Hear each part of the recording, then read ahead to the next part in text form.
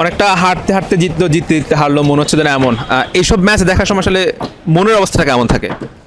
এমনিতেই মানে হারলে বাদ, আর জিতলে টিকে থাকবো।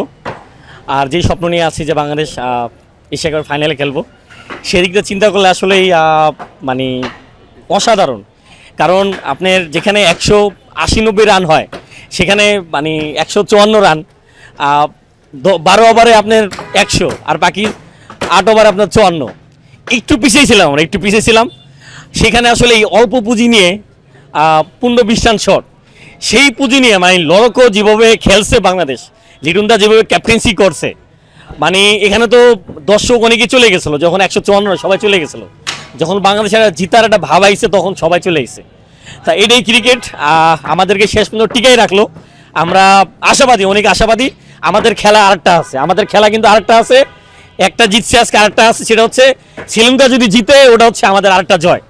আর সেটা জিতলে হয়তো বা ইনশাল্লাহ, এখনো ক্যালকুলেশন হয়তো বা বাংলাদেশের পক্ষে কিনা জানি না, তবে বাংলাদেশের পক্ষে কিনা এখন না, বাংলাদেশ আফগানিস্তান যদি শ্রীলঙ্কার কাছে হারে তবেই বাংলাদেশ সুপার ফোরে যেতে পারে। এছাড়া ওরে ভাই, সবাই এখন স্লোগান একটাই, আমাদের দেশ এখন একদিনের জন্য শ্রীলঙ্কাকে আমরা হালাত করে নিব। সেটা হচ্ছে আমাদেরকে শ্রীলঙ্কার সাপোর্ট করতে হবে। শ্রীলঙ্কা যেন আফগানিস্তানকে খুব ভালোভাবে হারায়, শুধু মানে জিতলেই হবে।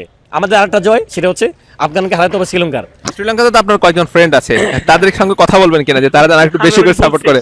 আমি অলরেডি বলছি, গায়ের নাম বলছি যে আমরা পুরো বাংলাদেশের মানুষ একদিনের জন্য, মাত্র 3 ঘন্টার জন্য আমরা তোমাদেরকে সাপোর্ট করব। পুরো 18-20 কোটি মানুষ তোমাদের সাপোর্ট করবে এবং এরকমই তোমাদেরকে নাম স্লোগান হবে শ্রীলঙ্কা শ্রীলঙ্কা। ও খুব হাসতেছিল। আচ্ছা, আজকের ম্যাচের টার্নিং পয়েন্টটা কোথায় ছিল, আর আপনার চোখে আজকের ম্যাচের সেরা ক্রিকেটারকে? আমার মনে হয় যে তানজিব তামিম তো সবার আগেই, কারণ একটা মানে লড়াই করার মতো আমি একটা পুঁজি পাইছি। সেই পুঁজি না পাইলে কিন্তু এত দূর যেতে পারতাম না। সবার আগে বলবো যে আমি তানজিব তামিম, কারণ আপনার যেখানে মানে সবাই মানে স্ট্রাইক রেট এতটাই কম, সেখানে সে 31 বলে 52 রান, মানে অসাধারণ।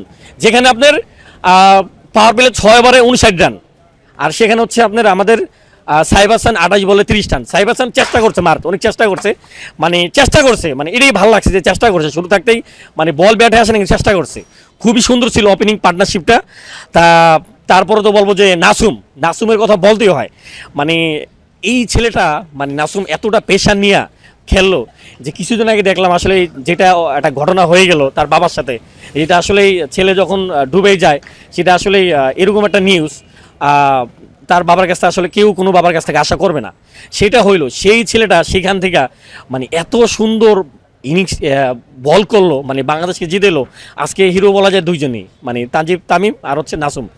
মানে অসাধারণ বলতে নাসুমের কথা, এত পেশা নিয়ে, এত চাপ নিয়ে সে এত ভালো খেলো, বাংলাদেশকে জিতেলো, মানে আমাদেরকে সম্মানিত করলো। নাসুম অসাধারণ।